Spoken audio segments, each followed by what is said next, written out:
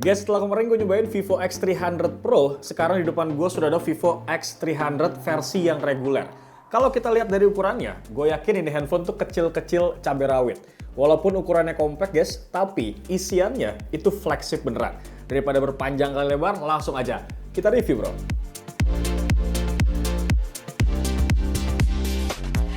Hal pertama yang langsung bikin gue angkat alis adalah ukurannya guys. Vivo X300 ini tipe handphone yang kalau digenggam itu langsung kerasa, wah ini handphone beneran compact banget sih bro. Karena ukurannya cuma 6,31 inci. Dan kalau kita operasikan pakai satu tangan kayak gini guys, itu masih terbilang nyaman banget. Nggak bikin pegel sama sekali bro. Karena secara dimensi pun ini beratnya cuma 190 gram dengan tebal 7,95 mm. Sementara untuk bagian covernya, Vivo tuh bilang pakai finishing coral velvet glass technique.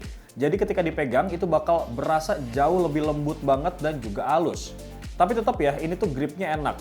Dan yang paling penting ini nggak gampang ninggalin bekas sidik jari bro.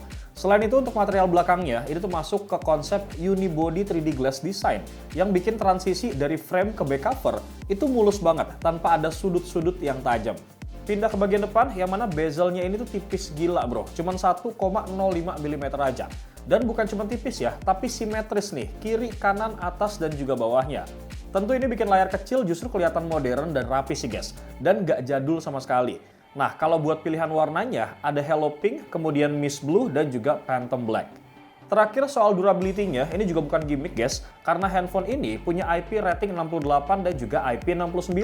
Artinya bukan cuma anti air ataupun jatuh ke bak mandi aja guys, tapi tahan high pressure water jet dan juga high temperature water. Singkat kata, kalau kita ngomongin desain dari Vivo X300 reguler ini guys, memang ini tuh handphone flagship yang compact banget. Secara desain, looks-nya tuh mewah dan clean gitu guys. Cuman mungkin bagi sebagian orang yang tangannya agak gede, mungkin agak kecilan nih handphone. Tapi, kalau menurut gue pribadi, ini handphone pas banget di tangan gue guys. Lanjut dari bagian desain, sekarang kita bakal ngomongin masalah layarnya guys. Jadi walaupun ukuran layar yang dipakai itu kecil guys, tapi spesifikasi layarnya tetap flagship loh. Seperti Doi ini pakai panel AMOLED dengan resolusi 2640 x 1216 pixel, sama kerapatan layar di angka 460 ppi. Untuk layar sekecil ini, ppi ini tuh tinggi banget guys. Jadi icon, kemudian teks kecil, sampai detail film itu bakal kelihatan perfectly clean banget. Kemudian buat peak brightness-nya, Vivo tuh ngasih di angka 4500 nits local peak brightness. Jadi kalau misalkan di handphone dipakai di bawah matahari pun di jam 12 siang, itu tetap kebaca jelas layarnya. Scrolling sosmed, kemudian chatting, ataupun buka map saat di luar ruangan, ini bakal kerasa effortless parah bro. Sementara itu untuk refresh rate-nya, ini di angka 120 Hz yang udah bisa adaptif, jadi bisa lebih hemat daya nih. Terakhir buat fingerprint-nya, ini penting disebut di bagian layar guys, karena Vivo pakai 3D ultrasonic fingerprint scanner. Bukan optik generik biasa lagi ya guys. Kelebihannya tuh bisa baca sidik jari jauh lebih cepat banget nih dan juga lebih akurat. Overall kombinasi antara desain dan juga layar ngebikin Vivo X300 reguler ini tuh bener-bener punya identitas tersendiri gitu bro. Handphone flagship tapi mungil. Lanjut, sekarang kita bakal ngebahas sesuatu hal yang memang ini jadi key selling point dari ini handphone, yaitu masalah kameranya guys. Kalau kita ngomongin kamera di Vivo X300 itu sebenarnya agak tricky. Karena secara resolusi itu sama persis sama versi yang Pro-nya. Ya memang bedanya hanya focal length dari kamera telefotonya aja sih guys. Sama di Vivo X300 biasa, itu nggak ada Pro Imaging Chip VS1-nya seperti versi Pro. Sementara buat hasil fotonya, pas gue coba selfie pakai kamera 50 megapikselnya nih, hasilnya tuh langsung nunjukin karakter kamera Vivo generasi terbaru banget bro. Seperti yang kalian lihat ya, kulit muka tuh kelihatan cukup detail, kemudian teksturnya juga tetap natural, dan rambut itu tetap kelihatan jelas bro. Kalau dari segi warna sih memang ini ciri khas Zeiss Natural Portrait banget, yang memang tuh mempertahankan skin tone aslinya. Bahkan nih ya, background pepohonan yang kontras sama cahaya terang langit pun itu tetap kebaca rapi. Nggak ada tuh area yang nge-blow out bro. Pindah ke ultra wide 50 megapiksel, yang mana di sini kelihatan kameranya tuh bisa mempertahankan detailnya bro. Walaupun view-nya tuh luas. Bangunan di background tetap detail ya, begitupun dengan warna langit yang juga tetap natural biru. Bukan yang super punchy gitu loh. Tapi ini memang arahnya tuh ke real life, persis kayak apa yang kita lihat dengan mata kita.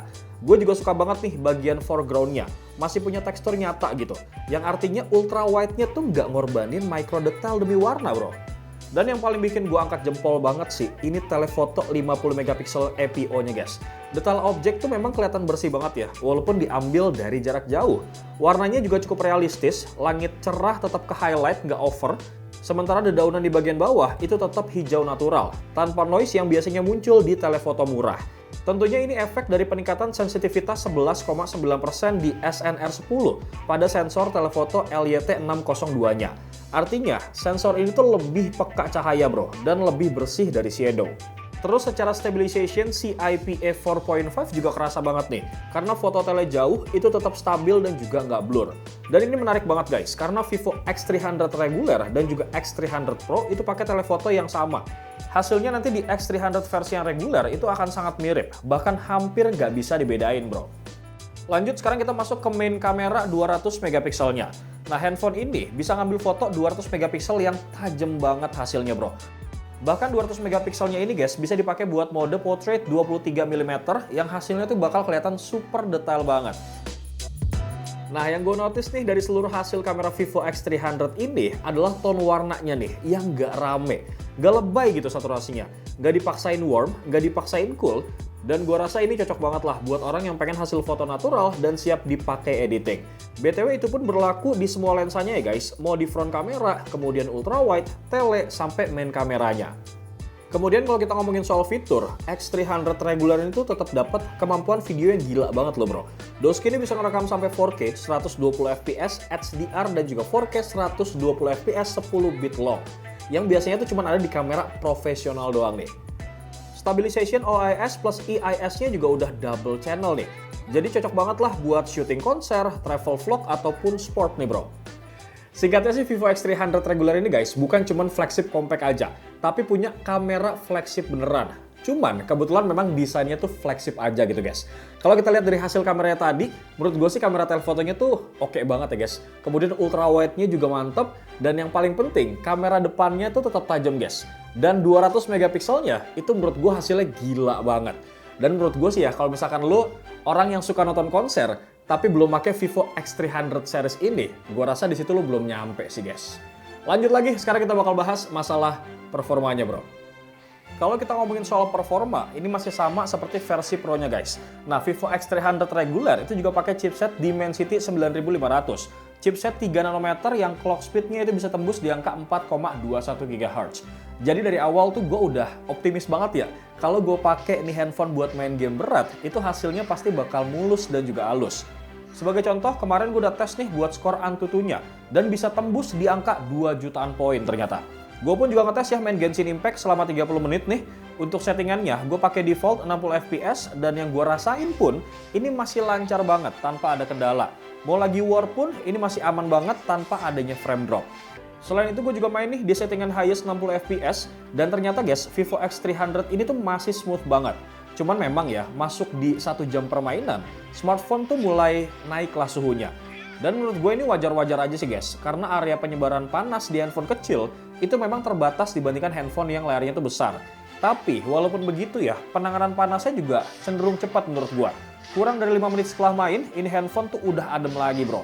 Nah ini mungkin berkat efisiensi cooling system sama teknologi Ice Vein Capillary Core lengkap sama jalur sirkulasi panas yang lebih cepat bro. Jadi kalau lu suka main game dan sensitif sama ping, X300 ini tuh punya keunggulan real world banget yang jarang dibahas bro.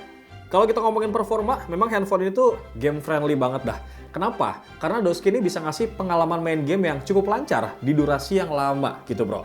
Nah kalau performanya udah oke, masalah baterainya gimana nih? Dan kali ini Vivo tuh ngebawa 6040 mAh untuk Vivo X300 reguler untuk baterainya. Sedikit lebih rendah memang kalau kita bandingin sama versi yang Pro-nya. Sementara buat pengecasan ini udah 90 watt flash charge. Nah, kita juga ngetes nih buat kecepatan pengecasannya.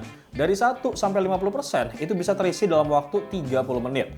Kemudian sampai 70% bisa keisi dalam waktu 40 menit dan full 100% itu bisa diisi dalam waktu 1 jam 3 menit aja, bro.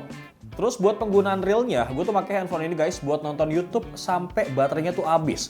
Ternyata butuh waktu 10 jam lebih untuk bikin baterai handphone itu bener-bener habis bro. Terakhir sekarang kita bakal masuk ke bagian OS-nya. Yang mana Vivo X300 ini guys juga pakai Origin OS 6 yang makin bagus banget nih secara experience. Yang paling gue suka memang tampilan lock screen-nya nih yang sekarang jauh lebih customable. Di sini lo bisa banget ya untuk atur gaya jam, kemudian efek depth wallpaper, live photo wallpaper, sampai masang widget kecil langsung di lock screen tanpa harus masuk ke home dulu. Terus yang bikin makin lengkapnya lagi nih ya, di Origin OS 6 juga punya fitur private space yang benar-benar rapi banget. Ini versi lebih matang ya guys dari dual space. Jadi lo bisa banget nih bikin ruang terpisah kalau handphone lo lagi dipinjam sama anak ataupun pasangan kalian. Jadi tuh kita punya ruang untuk aplikasi, kemudian foto, dan file sendiri, lengkap dengan perlindungan biometrik. Terakhir, Vivo juga ngasih komitmen nih paling panjang, yaitu masalah garansinya. Doski ini ngasih 7 tahun sistem update dan security patch. Artinya, kalau misalkan lu ngebeli handphone ini sekarang, nih handphone tuh masih aman buat dipakai sampai tahun 2031 bro, tanpa ketinggalan software ataupun patch keamanan. So, kesimpulannya setelah gue nyobain Vivo X300 ini guys, jelas banget. Kalau Vivo X300 reguler ini bukan sekedar versi kecil dari X300 Pro. Karena nih handphone tuh bener-bener kecil-kecil cabai rawit. Tapi ya, yang bikin gue terkesan banget memang telefotonya guys. Itu tuh ngeri banget dan nggak kalah sama versi yang Pro-nya. So, kesimpulannya, kalau misalkan lo semua pengen nyari handphone kecil tapi nggak pengen kehilangan rasa flagshipnya, gue rasa memang Vivo X300 versi yang reguler ini yang paling masuk akal lah bro. Karena kalau kita lihat dari updatean softwarenya, itu dapatnya juga panjang banget, hasil kameranya oke, dan yang paling penting desainnya tuh compact. Jadi gue rasa walaupun ini handphone kecil, tapi bisa nyakitin banyak kompetitor juga nih bro. Bewok pamit, Assalamualaikum.